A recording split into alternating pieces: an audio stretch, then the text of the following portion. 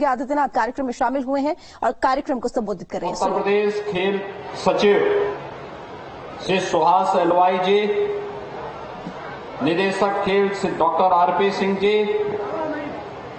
अध्यक्ष पूर्वांचल खेल विकास मंच श्री दिनेश सिंह जी, उत्तर प्रदेश हॉकी संघ के अध्यक्ष श्री धीरज सिंह हरीश जी, जिला कबड्डी संघ के अध्यक्ष अरुणेश शाही जी,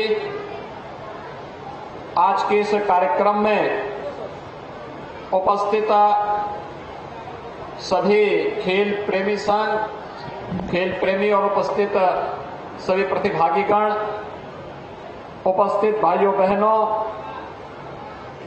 आज नागपंचमी का पावन पर्व है। इस अवसर पर आप सबको मैं हृदय से नागपंचमी की हृदय से बधाई देता हूं। आप सबके प्रति अपनी शुभकामनाएं व्यक्त करता हूं। भाइयों बहनों, सामान्यतः नागपंचमी प्रकृति पूजन का, हर जीव जंतु के प्रति अनुराग रखने का, प्रेम रखने का एक पर्व है। लेकिन अगर हम इसे आध्यात्मिक रूप से देखें तो ये अपनी आध्यात्मिक शक्ति के पूजन का भी आयोजन है और इसको कितने अद्भुत तरीके से यहां पर आयोजित किया जाता है। पहलवान जो होता है वह अपने शारीरिक शक्ति के लिए जाना जाता है। उस शारीरिक शक्ति का पूजन वह इस कुश्ती के माध्यम से करता है, दंगल के माध्यम से करता है। और मुझे प्रसन्नता है कि इस बार इस कार्यक्रम के साथ गोरखपुर खेल प्रेमियों के साथ मिलकर के प्रदेश सरकार ने इस कार्यक्रम को और भी रोचक बनाया है और इसमें उत्तर प्रदेश केसरी, उत्तर प्रदेश कुमार और उत्तर प्रदेश वीर अभिमन्यु, ये 3 श्रेणी में पुरस्कार घोषित करते हुए इन्हें यहां पर आज पुरस्कार वितरण के कार्यक्रम के साथ जोड़ने जा रहा है। मैं इस अवसर पर उन सभी खिलाड़ियों को हृदय से बधाई देता हूं जिन्होंने इस पूरी प्रतियोगिता में भागीदार बनकर के इस आयोजन के साथ वे जुड़े और इस आयोजन के साथ जुड़कर के उन्होंने नागपंचमी के इस आयोजन को और भी अच्छे ढंग से आगे बढ़ाने का कार्य किया है। ये हमारे पर्व और त्योहारों के प्रति हमारी भावनाओं को व्यक्त करने का एक बहुत अच्छा माध्यम है और प्रकृति पूजा के साथ स्वयं भी हमारे समाज के बीच में जिन लोगों ने खेलों को अपने जीवन का हिस्सा बना करके इसके माध्यम से युवाओं को स्वस्थ रहने के लिए प्रेरित कर रहे हैं, जिसके बारे में प्रधानमंत्री मोदी जी ने 2014 में आने के बाद ही खेलो इंडिया खेलों के माध्यम से पूरे देश के युवाओं के लिए एक मंच उपलब्ध करवाया। सांसद खेलकूद प्रतियोगिता हो या फिर विभिन्न फिट इंडिया मूवमेंट, ये सभी कार्यक्रम खेल के प्रति हम सबको जागरण का और उसके प्रति जागरूक होने की एक नई प्रेरणा प्रदान करता है। हम सब जानते हैं कि हमारी भारतीय परंपरा तो हमेशा से इस बात को कहती आई है कि शरीर माध्यम खलु धर्म साधनम, यानी जितने भी धर्म के साधन हैं ये सभी खेल और खिलाड़ियों के माध्यम से ही, खेल के माध्यम से ही, यानी ये सभी एक स्वस्थ शरीर से ही पूरे हो सकते हैं और स्वस्थ शरीर के लिए खेल आवश्यक है। हर प्रकार की, किसी भी प्रकार की खेल कूद की प्रतियोगिता के साथ जुड़ना वह अपने आप में शारीरिक रूप से व्यक्ति को स्वस्थ रखने में मददगार हो सकता है।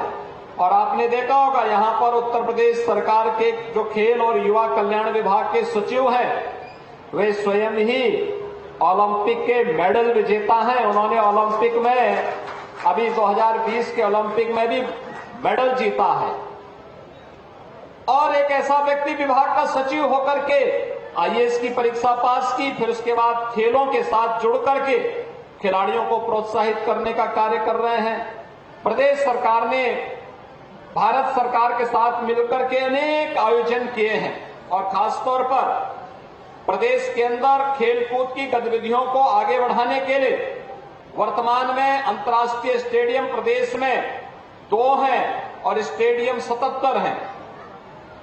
बहुउद्देशीय हॉल 68 हैं, छात्रावास 18 हैं, तरणताल 39 हैं, आधुनिक जिम 36 हैं, सिंथेटिक हॉकी स्टेडियम 14 हैं और सिंथेटिक टेनिस कोर्ट 11 हैं, सिंथेटिक रनिंग ट्रैक 3 है और डॉर्मेट्री 19 है, जूडो हॉल 2, कुश्ती hall 11, shooting range 6, indoor volleyball hall 2, weight lifting के हॉल 11 और सिंथेटिक बास्केटबॉल कोर्ट 16 और स्पोर्ट्स कॉलेज 3 ये प्रदेश में वर्तमान में हैं, जिनके माध्यम से प्रदेश के खिलाड़ियों को आगे बढ़ाया जा रहा है। इसके साथ ही प्रदेश सरकार ने हर जिले में एक स्टेडियम के निर्माण की कार्रवाई को आगे बढ़ाया है और हर विकासखंड स्तर पर भी एक मिनी स्टेडियम के कार्यक्रम को तेजी के साथ आगे बढ़ाया जा रहा है। प्रदेश के अंदर प्रदेश सरकार ने हर गांव में खेल के मैदान को प्रोत्साहित करने के कार्यक्रम को भी आगे बढ़ाया है और भाइयों बहनों, खेल के मैदान के कार्यक्रम को आगे बढ़ाने के साथ ही प्रदेश सरकार ने जो निजी खेल के तमाम ऐसे संस्थाएं थी जिनके द्वारा खेलकूद की गतिविधियों को अपने संसाधन से प्रोत्साहित किया जाता था, उन्हें सरकार के स्तर पर अब तक किसी भी प्रकार के कोई सहयोग नहीं मिल पाता था। प्रदेश सरकार ने अपनी नीति को बदला है और अब तय किया है कि अगर निजी खेल एकेडमी है तो राज्य सरकार उसको भी मदद करेगी, जिससे खिलाड़ियों को आगे बढ़ने में मदद मिलेगी। और ऐसे तमाम ऐसे निजी खेल एकेडमी हैं जो खेलकूद की कार्यक्रमों को प्रोत्साहित करने का कार्य कर रहे हैं। अभी आपने देखा होगा स्पोर्ट्स कॉलेज के बच्चे भी यहां पर अच्छा प्रदर्शन कर रहे थे और साथ साथ जिन्होंने गांव के अखाड़े में किसी एकेडमी में निजी एकेडमी में भी प्रशिक्षण लिया है, वे भी अच्छा प्रदर्शन यहां पर कर रहे हैं। और इसीलिए प्रदेश के अंदर हम लोगों ने इन सभी गतिविधियों को आगे बढ़ाने के लिए अलग अलग कदम उठाए हैं। खिलाड़ियों की सुविधा को बढ़ाने का कार्यक्रम हो, उन्हें अलग प्रकार की सुविधाओं में बढ़ोतरी करने का मामला हो, या फिर इनाम की राशि बढ़ाने के लिए उत्तर प्रदेश पहला राज्य है जिसने ओलंपिक गेम में एकल गेम में स्वर्ण पदक जीतने पर 6 करोड़ रुपए, रजत पदक पर 4 करोड़, कांस्य पदक पर 2 करोड़ रुपए, टीम गेम पर 3 करोड़, रजत पदक पर 2 करोड़ और कांस्य पदक पर 1 करोड़ और प्रतिभाग करने वाले प्रत्येक खिलाड़ी को, प्रदेश के उस प्रत्येक खिलाड़ी को जो ओलंपिक में प्रतिभाग कर रहा है उसे 10 लाख रुपए की अतिरिक्त सहायता राज्य सरकार करती है। कॉमनवेल्थ गेम्स में स्वर्ण पदक पर 1.5 करोड़, रजत पदक पर 75 लाख और कांस्य पदक पर 50 लाख की सहायता राज्य सरकार करती है और प्रतिभाग करने वाले प्रत्येक खिलाड़ी को जो राज्य के हैं उन्हें 5 लाख रुपए की सहायता भी देती है। एशियन गेम्स और विश्व कप एशियन गेम्स में स्वर्ण पदक पर 3 करोड़, रजत पदक पर 1.5 करोड़, कांस्य पदक पर 75 लाख की सहायता राज्य सरकार अपने स्तर पर करती है। प्रतिभाग करने वाले राज्य के प्रत्येक खिलाड़ी को 5 लाख रुपए की सहायता भी देती है। विश्व कप की प्रतियोगिता में प्रदेश सरकार स्वर्ण पदक पर 1.5 करोड़, रजत पदक पर 75 लाख और कांस्य पदक पर 50 लाख रुपए की सहायता देती है। एकल गेम सेफ गेम्स में एकल गेम में 6 लाख, रजत पदक में 4 लाख और कांस्य पदक में 2 लाख, टीम गेम में 2 लाख, 1 लाख और 50,000 की सहायता राज्य सरकार उपलब्ध करवाती है। और इसके साथ ही प्रदेश के उन सभी खिलाड़ियों को जो राष्ट्रीय और अंतर्राष्ट्रीय स्तर पर प्रदेश का नाम और देश का नाम आगे बढ़ाते हैं, उन्हें रानी लक्ष्मीबाई पुरस्कार से महिलाओं को और वीर लक्ष्मण पुरस्कार से पुरुषों को सम्मानित करने का कार्य करती है। उन्हें कांस्य प्रतिमा, प्रशस्ति पत्र और 3,11,000 रुपए की नकद राशि भी उन्हें प्रदान करने का कार्य करती है। अर्जुन पुरस्कार, द्रोणाचार्य पुरस्कार, ध्यानचंद पुरस्कार, खेल रत्न पुरस्कार से सम्मानित होने वाले या पद्म पुरस्कार से सम्मानित होने वाले खिलाड़ियों को प्रदेश सरकार 20,000 रुपए प्रतिमाह की वित्तीय सहायता देती है। और इसके साथ ही अशक्त जो वृद्ध खिलाड़ी हैं, इन्हें भी 4,000 रुपए, विपदाग्रस्त राज्य स्तर के खिलाड़ियों को 6,000 रुपए, राष्ट्रीय स्तर के खिलाड़ियों को और 10,000 रुपए प्रतिमाह अंतर्राष्ट्रीय स्तर के खिलाड़ियों को प्रदेश सरकार के स्तर पर सहायता राशि प्रदान करने का कार्य होता है। भाइयों बहनों, इसके साथ ही राज्य सरकार अपना पहला स्पोर्ट्स विश्वविद्यालय मेरठ में मेजर ध्यानचंद के नाम पर बना रही है और यह एक अंतर्राष्ट्रीय स्तर का विश्वविद्यालय बन रहा है, जहां से उत्तर प्रदेश के खिलाड़ियों को किसी भी राष्ट्रीय और अंतर्राष्ट्रीय प्रतियोगिता में भागीदार बनने का एक सुअवसर प्राप्त होगा।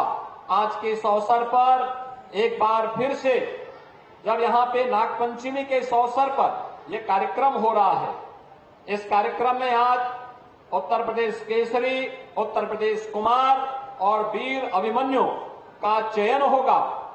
जिनका चयन होगा, जो इस पुरस्कार को के विजेता होंगे, उनको मैं हृदय से बधाई देता हूं, उनका अभिनंदन करता हूं, राज्य सरकार की ओर से ढेर सारी शुभकामनाएं देता हूं। जो उपविजेता होंगे, उनके प्रति मेरी शुभकामनाएं हैं कि वे अगली बार और अच्छा प्रदर्शन करके इस पुरस्कार को भागीदार बनने में और भी अच्छी खेल प्रदर्शन करने का कार्य करेंगे।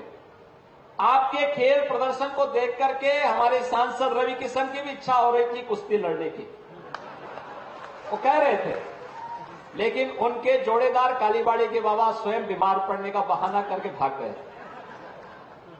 नहीं तो दोनों में आज कुश्ती तय थी। लेकिन भाइयों बहनों, ये अच्छी बात है कोई जनप्रतिनिधि खेलों के प्रति रुचि ले, और आप में से हर व्यक्ति को किसी न किसी खेल के साथ जुड़ना चाहिए। आज के इस अवसर पर, नागपंचमी के इस अवसर पर मुझे भी आपके बीच आने का अवसर प्राप्त हुआ, आपके इस कार्यक्रम में भागीदार बनने का अवसर हुआ। अभी कुछ देर पहले मैं अलीगढ़ में था और अलीगढ़ के कार्यक्रम के बाद सीधे मैं यहीं पे आया हूं कि नागपंचमी के इस आयोजन में आपके साथ भागीदार बनकर के खिलाड़ियों को प्रोत्साहित कर सकें और प्रधानमंत्री जी के विजन को, जो खेल और खिलाड़ियों को एक नया मंच पिछले 9 वर्ष के अंदर देश के अंदर मिला है, इसके माध्यम से हम एक नया मंच खिलाड़ियों को दे सकें। अपने खिलाड़ियों के माध्यम से भारत की शक्ति और सामर्थ्य का प्रदर्शन वैश्विक मंच पर कर सकें, इसके लिए उत्तर प्रदेश का खिलाड़ी भी अपने आप को तैयार करेगा। इस विश्वास के साथ मैं आप सभी खिलाड़ियों को, प्रतिभागियों को और जिन लोगों ने पुरस्कार विजेता के रूप में, उप विजेता के रूप में और प्रतिभागी के रूप में इस पूरे कार्यक्रम में भाग लिया, मुझे बताया गया कि 200 से अधिक पहलवानों ने इस पूरे प्रतियोगिता में भाग लिया है। यानी ये चीजें दिखाती है कि खेल और खिलाड़ियों के प्रति समाज की कितनी बड़ी रुचि है। इतना बड़ा जमावड़ा यहां पर हुआ है, बिना किसी आमंत्रण के और बिना किसी टिकट के, बिना किसी टिकट के। अभी अगर रवि किशन की फिल्म होती तो टिकट की बात वो कर लेते। कितने लोगों ने रवि किशन की फिल्में देखी हैं? लोगों ने देखे। ये बिना टिकट के या टिकट के? एक बार मैं उनसे कहूंगा कि बिना टिकट के भी सबको एक बार फिल्म दिखाते हैं। आप सबको मैं इस अवसर पर एक बार फिर से बधाई देता हूं। नागपंचमी की शुभकामनाएं आप सबके प्रति। धन्यवाद। जय हिंद।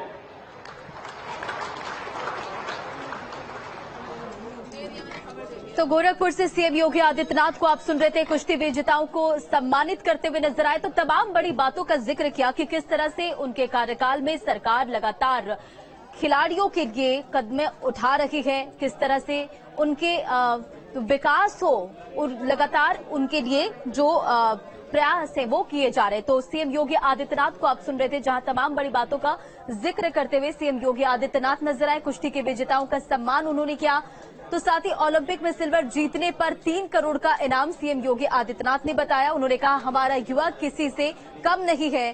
तो तमाम बड़ी बातों का जिक्र करते हुए सीएम योगी आदित्यनाथ नजर आए। अब हर जिले में स्टेडियम होगा और देखिए ये तस्वीर किस तरह से कुश्ती के विजेताओं का सम्मान करते हुए नजर आए, सम्मानित करते हुए नजर आए।